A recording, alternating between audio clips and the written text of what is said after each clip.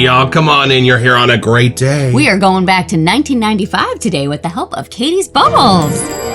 It's a beautiful morning with the Barbershop Duet. Hi, I'm Marcus Klinger with Klinger Vocal Studio. And I'm Sarah Vincent with Sarah Vincent Virtual Pilates. But on Wednesdays and Saturdays. We are the Barbershop Duet. Hey, y'all, come on in. Thank you for finding our little barbershop. If you happen to be here during one of the live premieres on YouTube, why, come on in the live chat. Meet the Whiff Pack, cool group of friends hanging out from all over the world. They'd love to meet you too. They would. And for our mention today, we wanted to talk about our first splash that we got from Catie's Bubbles Saturday morning. Y'all, unlike Tunes and Spoons from Noble Otter, this is just straight up Fruit Loops. No lactonic, no lavender, and it is absolutely beguiling. I can even sense the crunch of the cereal, but here's the thing. In the splash is a little hit of synthetic menthol. Doesn't bother your eyes like regular menthol, comes on a little slower. The freeze lasts about 20-25 minutes. Makes me think of crisp cold milk on that cereal itself. I adore this thing. Top 10 splashes in our den. And what is our soap today? We have an homage to Tommy, which came out in 1995. Let's meet it.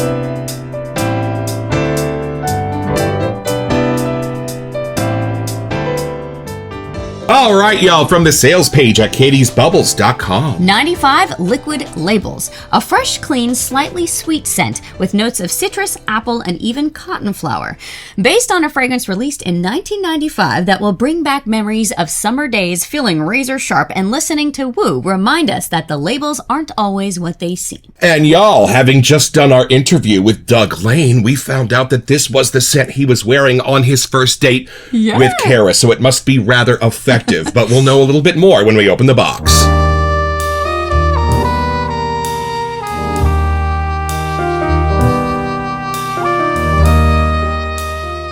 Y'all, it had been way too long since we had done a Catie's Bubbles episode, so we went a little crazy. You did not see Connecticut Shade or one of Chris's favorites, Tonsorial Parlor. I'm excited for that. Or the upcoming Rob Reiner episode. This scent was inspired by The Princess Bride. There's even a smaller size of 322 to give away to y'all. Stay tuned to future episodes. There are two lines of soaps at Catie's Bubbles, the luxury line and the premium line, and today we are looking at this little beauty. This was sort of a book by its cover soap because look at that label. So fun fact, the first perfume I ever got was Tommy Girl, and it had like a shimmer sparkle inside. So knowing that this is the men's Tommy, I'm so curious to see what that actually smells like. Let's have our first impression.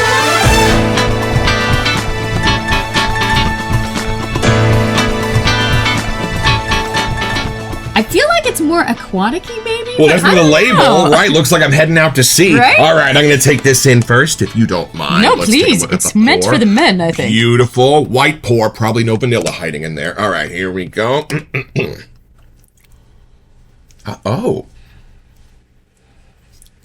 Oh, this is wild. Okay, y'all, hold on, stop. I am hit with the same mint in this that I am in the original, look at my face, Sharp Dressed Man from Sterling Soap Company. I am sure that that version of green Irish tweed has a little bit of spearmint and things like that swirling around in it. Not the newer one, the OG. This starts with that beautiful powdery spearmint kind of thing for me. Hold on, wait a minute. Now, it's not a real bossy scent. It does not crawl up my nose. I have to look for it, kind of like with a flashlight, but I am rewarded when I do. Under that mint is a subtle sense of fruit, but it's not a real thick layer. Okay. So it's like, okay, got it.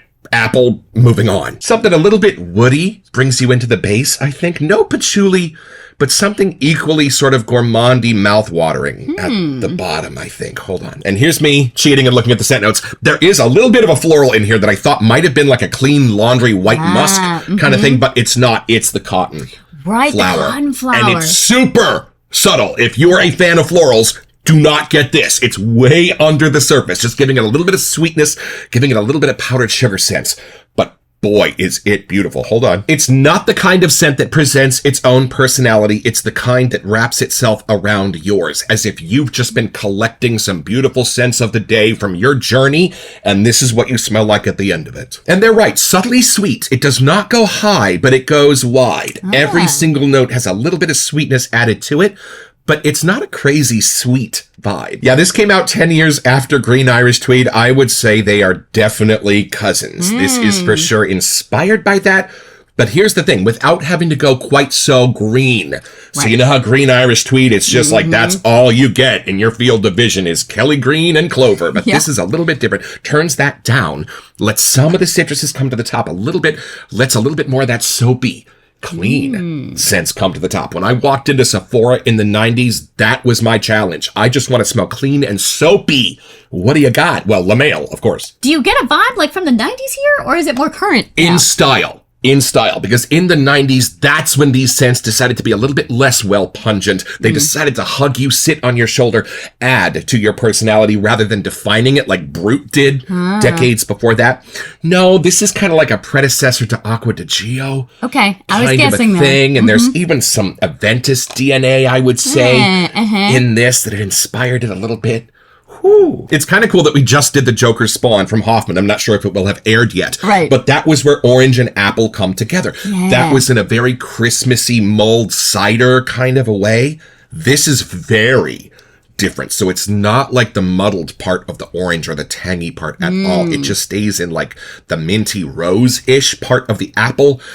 And if there is any citrus in here, I'd say it stays in the bergamot lane. Well, speaking of Fruit Loops, there's a subtle wood or a resin at the very bottom that just kind of brings your car to a full and complete stop. But it's very subtle in the way it's doing it. This is about the mids and the highs. And I think where those earlier aftershaves would start like interesting and then turn clean at the end, these more started clean and ended interesting, right? They kind of opened a much different, much cleaner door or window. If somebody was wearing this, does it have like a cologne-y kind of vibe to it, or would it blend in with their personality? It's a freshy vibe. It's an Aqua di Parma kind of vibe where you're not sure if it's a cologne or if it's just fabulous laundry stuff or whatever he's got in his hair. Okay. But that's what I mean. It kind of smells like a guy that's gathered up interesting scents throughout the day. He walked through an orchard. He went to a library. There you go. Those kind of things. An interesting person, it sounds like. And at the very bottom, something almost approaching a suede, but it's not. It's soft. It's round. It's lovely. We took a look at the Fragrantia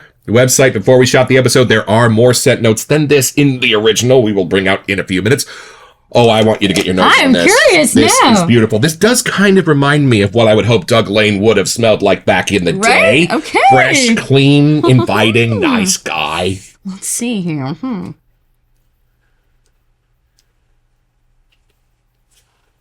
Okay, it's vaguely familiar. I don't think I knew anyone that wore this, but let me remind you, back in the day when you'd get your magazines in the mail, and you had that little insert in there, and it was that envelope, and you would peel the gluey side off, and you could smell that coming through. And my mom would sometimes take the ones for the ladies and put it in our drawers so it would smell good. And I think this was one that was in my dad's, because it smells familiar. So either from magazines, but I don't think I would smell this and immediately know it was Tommy. I think I would just say this is like a throwback to the 90s. I just wouldn't know where it would fit. But now that we've smelled so many other things from the 90s, or kind of what this could have inspired, I totally get exactly what you were saying. It doesn't go as sweet or as candied in any of those fruits for me, but I do get that little aquatic-y, zesty kind of thing. It's masculine, but not in the old traditional way. Like, this is where the 90s to me flipped. It does have that lighter kind of clean side without going too musky or too dark or herby. This one uses that other clean, bright side. Everything before this would work great with mutton chops. You know what I mean? This, no. Which is ironic, because last night's the first night in months that I didn't shave. True. The citruses are still pulling off that more masculine aquatic side. I'm not exactly sure how that's coming across. It doesn't go as sweet as Aventus. Like, that has more the pineapples, a little more tropical side. This has more that brisk, clean, approaching a coastal, but not quite in the ocean. Like, it just has that fresh, clean air to me. So I want to say it's a bergamot. The citruses in there don't go quite specific enough that I can pull them apart, but they're painting that picture. I don't feel like it paints a picture that a younger guy has to wear them, though. I do feel like it's kind of like in that in-between part where some that come out around this time have more of that teen vibe, if you know what I mean. Axe, body spray, exactly. kind of this doesn't have that, or even like the Abercrombie one. Get that out of your this head. is definitely more like, approaching to all ages past that, which I like. So it doesn't go, I totally get that part before I forget of Sterling that you were talking about. I was about to ask you, Green Irish Sweet, Sharp Dressed Man. My brain just remembered, like, wait, that is in here, because my brain associated it with the base originally for Sterling. I didn't realize until we smelt the new one where the differences are, and it's in here,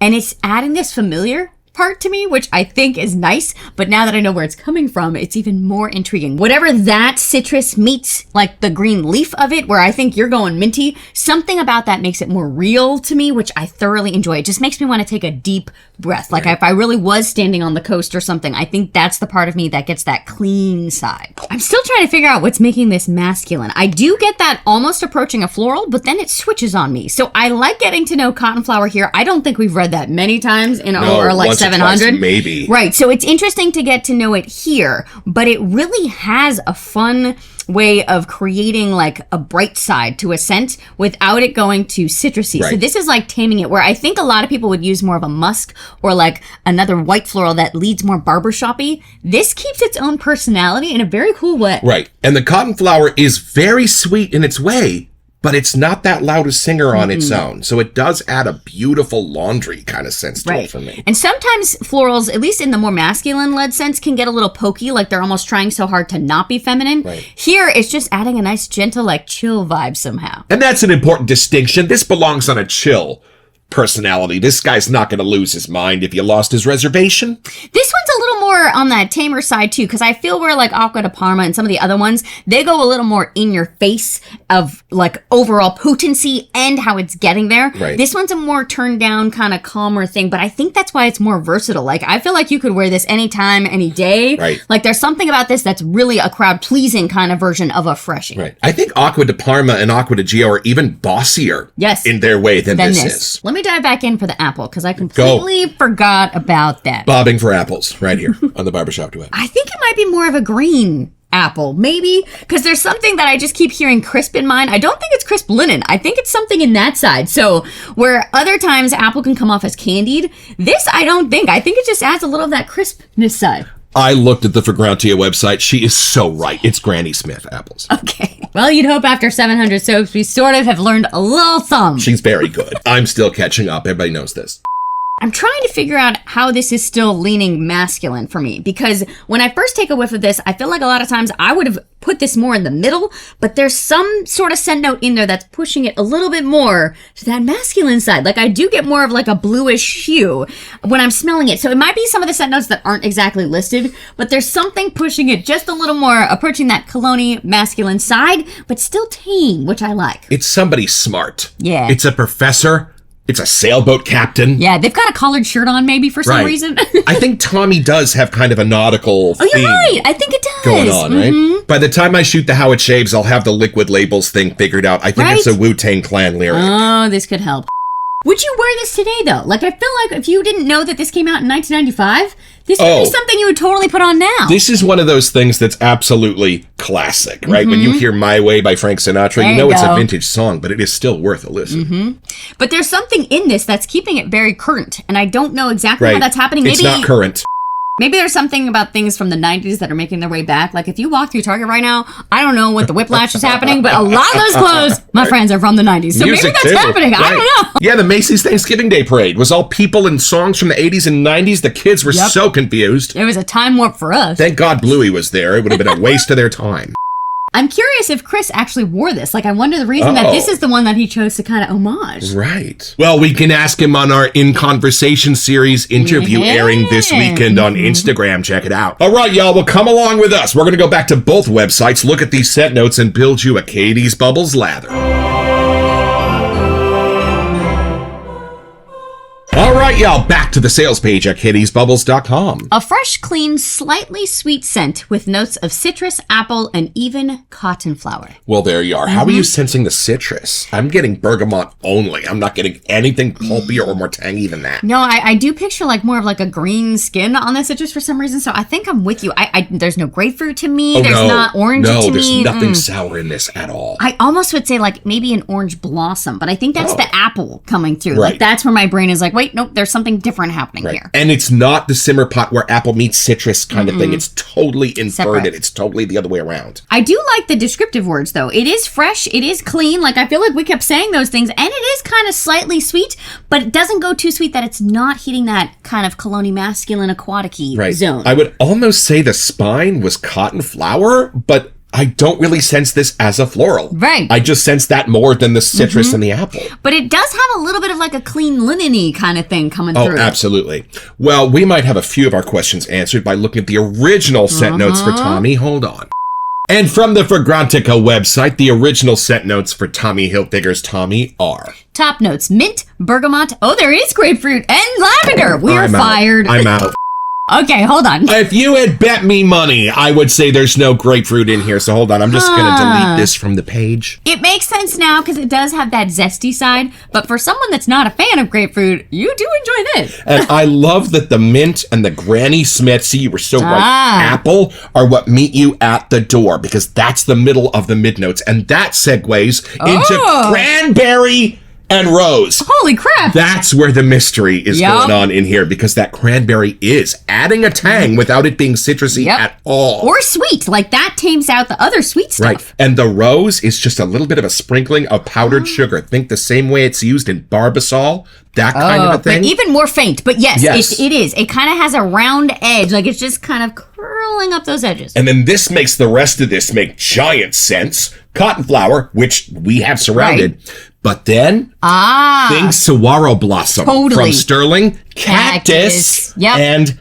amber. This has a healthy hit of saguaro blossom in it. That meeting the fruits at the beginning is the part to me that's, I'm like, it does lean slightly feminine-ish, not much, but I love how they're being used in a masculine way here. And it's not quite 95, but this is an homage to the late 80s and a shopping trip I went on with my mom to get my Converse Chuck Taylor tennis shoes. Well, we didn't have a ton of money back then, and I was stuck between the turquoise and the magenta pair, and they were expensive. And after about half an hour, I said, Mom, which one would you choose? She said, honey, don't worry about it. Just get them both. And on special days, you can wear one on each foot. It's the 80s. I'll make it right with your father. I love that memory and that you put it in your bowl because every time we bust that out, it's so charming to think of. And Amelia and Gardner even got a little bit of the silver from the grommets and the red of the Chuck Taylor seal. Such detail. Beautiful. And I'm dropping bougie sticks right and left. These are our bougie sticks from Amazon.com. Oh, and there's a healthy amount of bite back to this soap. We can report that our Catie's Bubble soaps that are 3 years old look exactly like the brand new ones. And this is their luxury base, so you'll get to see how this is working. What's the first ingredient in this luxury base? Please hold. Stearic acid, coconut oil, potassium. Yep, there you go. It's not vegan, Chris said. Right. It's vegetable-based, but he doesn't want to call it vegan. So it's non-tallow is what we're going to call it. All right, y'all. So I'm just going to make a thin layer of that soap on the bottom of the bowl and then transfer that thin layer up onto the bristles of the brush with about 20 sprays of the Sean and Julie Memorial Bougie Sprayer. Now, there's a lot of backbone to this brush, so it pulls the soap up rather quickly, and I love the bowl. It's a perfect size. I do notice that with shorter knots, that their backbone is kind of built in because it's not as much surface area that they have to push through. All right, and once the soap is up on the bristles, I'm going to go grab the rest of that water and then start building the lather. And look at this, y'all. I love being in control of the size of the bubbles so it doesn't overflow your bowl. And then if it needs water, give it drops at a time. Do not put this under the faucet like Joel did. I'm smelling it from here. Like that water immediately woke it up. Look at this, y'all. As thick and creamy as anything in our collection. Look at that, y'all. That's why we shoot in 4K. And this is something you will only find here in the Barbershop Duet. This is the Doc Brown Set It 10 years ahead to 1995. Please on 3, 1, 2. Oh. It's a mellow singer, but it's a beautiful song. Yes. If that makes sense. No, it does. It's almost like it has its own round kind of tone to this. Right. Like it encloses everything, but it makes sure you have a chance to smell everything. Yeah. I do feel like this is one that you'd use more compared to some of the other Aqua de Parmas and other stuff because they are a little bossier. You have to be in a specific mood or more summery for some reason. This one I feel like even when it's cold outside has a place. And I feel like the ones that came after this really needed to prove they were unaquatic. They needed to climb up your nose. They needed to deliver that in spades. Yep. This just hints at water, but I think when this came out, that was all it needed to do. Yeah. And I love that. I love that that's where it stays. I would definitively call this an aquatic, but I don't think you're far from shore. I think you can still touch bottom. There's something about the clean linen side that kind of pulls through more. And y'all, every once in a while when Doug Lane FaceTimes, I know he's calling for a shave, not just a conversation. And I can't put that on the show, so we want you to see what it looks like when this leather coats and covers a moneymaker. Look at that. Beautiful. This will be a good test because you do have a little more scruff that you can actually feel. I do. The soap, I did not shave last night for the first time in a long time. Would you like a little bit? Look at that. Goes on in layers. I'm getting more of those other sides of the scent notes that we hadn't really noticed earlier, like even the minty part and the rose. My goodness. And at the very bottom is something just a tiny bit beautifully sour, just to act as a base to what's going on. Maybe here, the cranberry, that little tartness? That's exactly what it is, because it's not citrus for me. Wow, I really never would have guessed that cranberry could be that little missing link in here, but as soon as we read that, everything clicked for me. Well, luckily, we've recently gotten ourselves an education on cranberry, thanks to Catie's Bubbles and Cranjere. That little masterpiece, Cranberry Meets a Fougere. Y'all, we had 2 people reach out and ask when that was going to be available again, Chris. We might have caused I problems. said, hopefully next Christmas, fingers crossed. And before I make a bigger mess, let's take this a little bit deeper.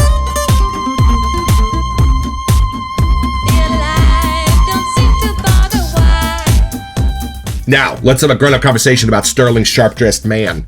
How close is this for you to the original Sharp-Dressed? If you added more green things in here, instead of all the citruses. Verbena. Yeah, Right. I'm pretty sure that's where they are a lot closer than you would expect. Right. I've heard people say like Cool Water is really close to Green Irish Tweed, and I'm like, are y'all out of your minds? This is the flanker, I Right, think. but even Cool Water would be closer to this than it would be to Green Irish. Cool Water just has that tobacco hit that bowls me over. I can't get through it. Minty Apple. Okay. I would say that's the jumping off point for me. That's the doorman. What would you call this? I don't know. Now I'm getting more the grapefruit. The apple's running away. Do you know the Muffin Man? I think that's what it is. There's movement to this scent. Like, depending on what my nose catches first, the rest that trails behind is completely different. Like, even more the saguaro-y blossom kind of hit from Sterling is where the cactus is hitting for me. The amber. I forgot about the amber. Right. That makes it a morning sense for me. A little bit golden, a little bit vanilla-ish without being vanilla. Yeah, like I do feel like the sun is up, but I do want to smile when I smell this. There's just something bright and uplifting that's happening here without even trying.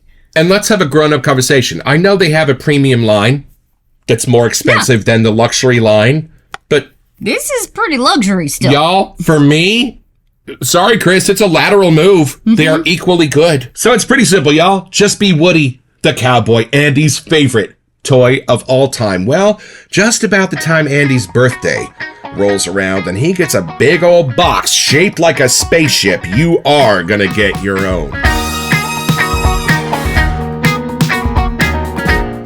So head over to catiesbubbles.com where you'll find this and a bunch of other cool stuff.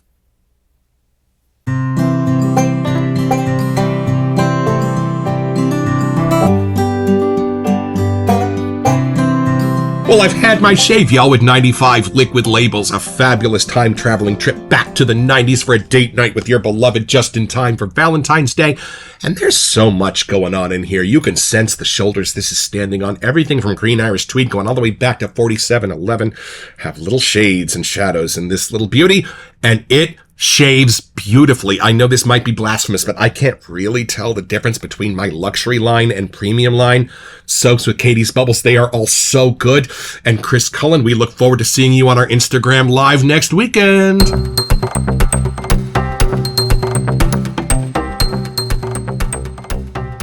Welcome to our February messages. Hey, y'all. So this very special giveaway has been sponsored by Chris Cullen himself from Catie's Bubbles. And it's for one premium soap in their entire line of your choice for free. And all you have to do to be eligible for this giveaway is send us an email here to WeSentYou at thebarbershopduet.com so we can get back to you. It's the only way we communicate about our giveaways. And then check back here on our first March episode to see if you are our lucky winner. Best of luck. I really wonder if I could find my old Tommy Girl perfume bottle hiding in a box of my parents or something. Probably. I found my obsession for men. I've seen it on eBay go by, but it didn't have the shimmery sparkles inside. So I don't know if that one smelled different. I'm just curious of that time warp. Now, having smelled so many things going back and smelling it, I'm just curious. This is the perfect mid-90s Yeah. scent. As somebody who was in college at the time, this is the smell of youth and excitement. And I love that they did this homage because to my knowledge, it's the only one in the wet shaving world that homages Tommy from Tommy Hilfiger. And if this is what it really smelled like when it first came out in 1995, I still feel like it'd be current now. There's something in Right. it that's really making a comeback, or I think people would appreciate in a different way. Right. Like the pendulum's coming back It toward is. this now and a little bit away from Aventus again. Right, because it's not, I wouldn't say it's unisex, but it's really riding that line of not being an in-your-face masculine scent. Right. And I guess masculine only in how sweet it doesn't go. Yeah. Does that make sense? Right, But- it's still subtle on the right. sweet. And still at home on a very sweet guy. So Chris, Catie, and your whole family, thank you so much for creating these beautiful soaps, and forgive us that we did not cover many Catie's bubbles last year. As you can tell, we're going to rectify that We right will. away. We got lots more waiting, so don't forget your next appointment with the Barbershop Duet. Oh, you'll smell better just watching this.